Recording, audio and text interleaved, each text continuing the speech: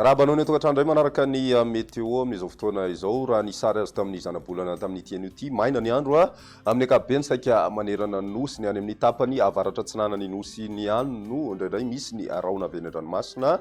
ka mitondra ny tandrivindraona indraindray ny maripana antsika misy fiakarana tsikelikely indray aloha zany ny maripana atao anatin'ny 4 raha ho avy zany hoe ho an'ny rapitso zay fa any amin'ny talata any mety isy fidinana kely indray aloha zay maripana zay indrindra ho an'ny avoatany sy ny ilany atsinanany nosy tombanana miverina miakatra tsikelikely indray ny fizy aorinan'izay ny toetry ny andro any rapitso vao maraina ary andraona ny andro amin'ny ankapobeny ho an'ny faritry melaky ny distrikany mianvazo ary ny ilany rehefa amin'ny faritry bongolava zay mety isy tandrivindraona mandalo indraindray misy ihany koa ny tandrivindraona any amin'ny faritra analanjiro sy ny faritra atsinanana ary ny distrikany antala mety isy ny zavona vao maraina ho an'ny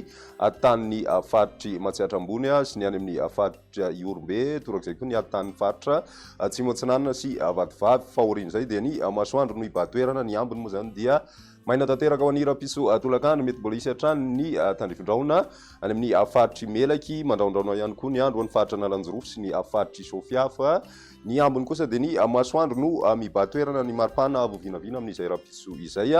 manodidina ny 4 ka hatramin'ny 20 any avoatany ho an'ny morontsiraka kosa indray tafiakatra hatrany amin'ny 30 degré celsius ho an'ny faritra atsimo andrefana ny any amin'ny faritry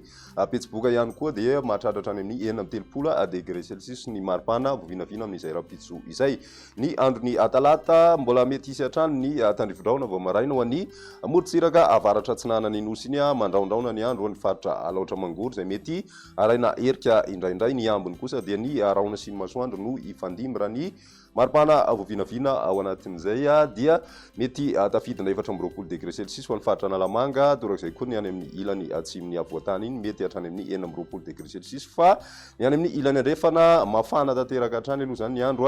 hatria dia mbola manodidina ny 30 degré celsius ny maripana ambony indrindra na dia somary nisy filatsahana kely izay ny ambiny kosa ho an'ny ilany atsinana indrindrandrindra dia